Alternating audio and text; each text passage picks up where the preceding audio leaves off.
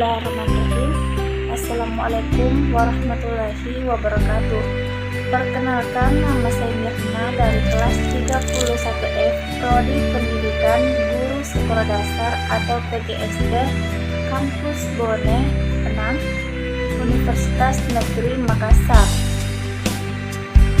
Saya akan membuat kesimpulan tentang bagaimana cara membangun paradigma Qurani. Al-Quran merupakan sumber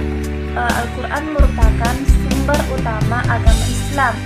Al-Quran adalah satu-satunya kitab suci yang masih asli. Isi ajarannya lengkap dan sempurna. Al-Quran adalah pedoman hidup bagi umat manusia dalam meraih kemenangan dan kebahagiaan di dunia dan di akhirat.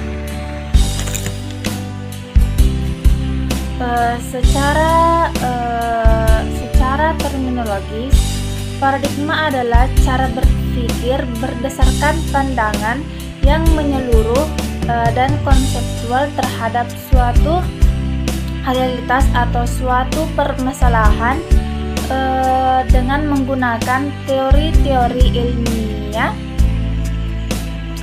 yang sudah baku, eksperimen, dan metode keilmuan yang bisa dipercaya. Secara etimologi, paradigma berasal dari bahasa Yunani yang asal katanya adalah para dan digma, di mana para yaitu mengandung arti di samping, di sebelah, dan keadaan lingkungan.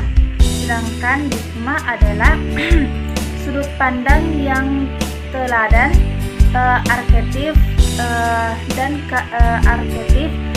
dan ideal. Qurani adalah suatu pedoman hidup dengan meyakini kebenaran serta mengamalkannya. Jadi, paradigma Qurani merupakan suatu cara berpikir, suatu cara pandang tentang suatu dan permasalahan berdasarkan Al-Quran.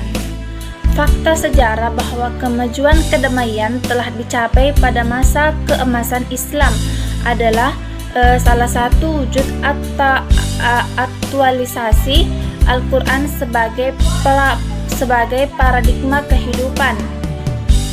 Penting untuk memandang suatu melalui paradigma karena Al-Quran adalah sebuah metodologi yang aktual kebenarannya.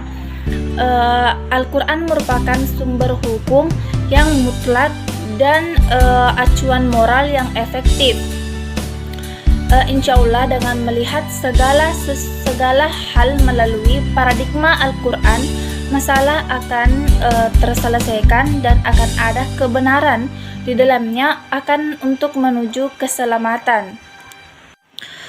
Sumber historis, psikologi, filsafis, sosiologi tentang paradigma Qurani yang membawa kemajuan kemodernan pada zaman Islam bisa dicapai dengan mempelajari zaman keemasan Islam. Al-Quran sebagai paradigma dalam segala aspek kehidupan.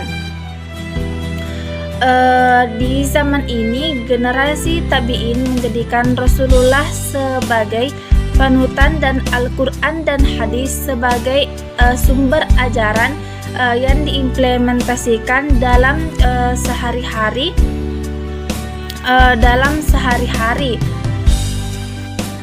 Sehingga dalam kehidupan generasi Qurani membawa rahmat dan berkah bagi alam semesta. Limadza taqarrol muslimuna wa taqaddama gairuhum. Ajaran Islam yang bersumber Al-Quran dan hadis bersifat syumul, artinya mencakup segala aspek kehidupan. Yang kedua, ajaran Islam bersifat rasional, artinya tidak bertentangan dengan nalar manusia dan sehingga tidak bertentangan dengan iptek. Ajaran Islam berkarakter tadarruj, artinya bertahap dalam urut implementasinya. Kelima, ajaran bersifat takhilat, taka'alif, artinya tidak banyak beban karena beragama itu memang mudah. Yang kelima yaitu ajaran yang diangkat Al-Quran berakter ijaz, artinya bahwa redaksi Al-Quran dalam mengungkap berbagai persoalan, kisah, dan pelajaran.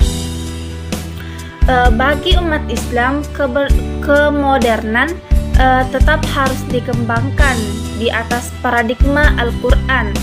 Al-Quran bukan hanya sebagai sumber inspirasi, tetapi ia adalah landasan pedoman paradigma dan mengarahkan kemodernan agar dapat menyejahterakan manusia, dunia, dan akhirat.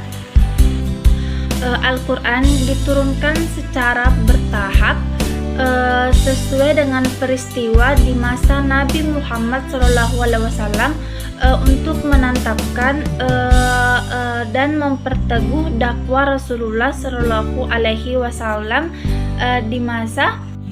Demikian, inilah yang bisa saya sampaikan. Mohon maaf jika banyak kata-kata yang salah dan kekurangan yang lainnya. Mohon dimaafkan.